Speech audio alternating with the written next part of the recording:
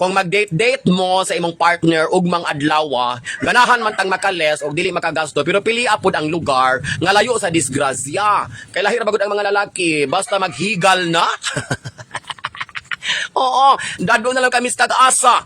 Naagali ako amiga no nga nalipay siya kay giingnan man siya sa lalaki nga i-date ikaw daplin sa baybayon. Agoy romantic samtang ang bulan misaka sa kalangitan ug ang balud midagpas ug mihuyuhoy ang hangin sa kabugnawon. Akong pasititan ng imong bilahan.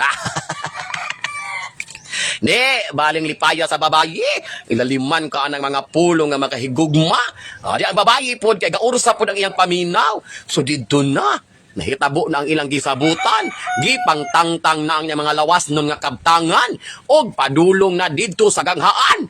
Di ang babayi pod kay nakuan siya ka na in love na jug sa samot sa panahon sa iyang gibati sa lalaki sa gibuhat nga gituman gud niya nga daplin gud sa baybayon ang ilang selebrasyon sa Valentine's Day sa adlaw nga pizza 14. Unya kay wala may payag. Ilalom raman sa dako kaayong punuan sa talisay. O di karon, gipahigda na siya sa lalaki. Sus, sa wala pa nakandos, nakabya man ang balas. Karon ang balas, maumay na sa bilahan. Di na discourage ang lalaki. Kay ang bilahan sa babayi na nalotho. Kay mura siya natilaukan sa pulburon nga nahuong sa bilahan. O mo naron. Nakales tuod. Wala tuod nakagastog nako. Pero ang bilahan po'y nagsakripisyo kay natukan. Ilaliman baka pagkando sa lalaki. Ang balas, nakabya sa iyang tuhod. Sus, nasalo man sa bilahan. Di ang bilahan, gao mo magbalas. Mura lagi pulburon mga mari. Ang bilahan, giudhak.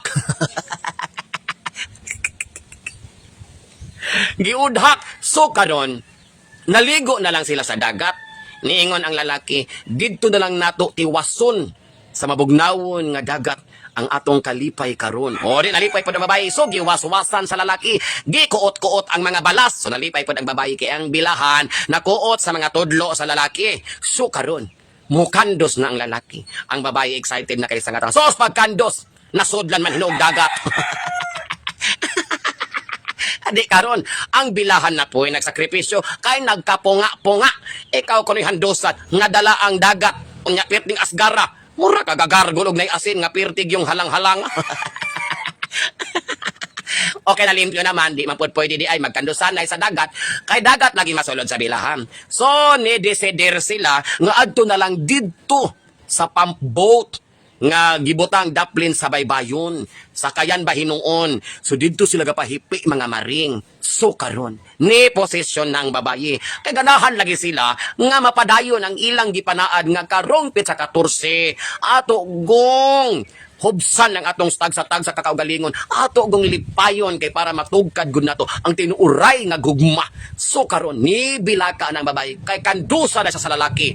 Sus maring sa wala pa nakando sa lalaki, naunhan man sa kagang, nasipitan man ang bilahan. Sus ko, pirti ko nung sakita kay nalaslas mura siya nasisaryan.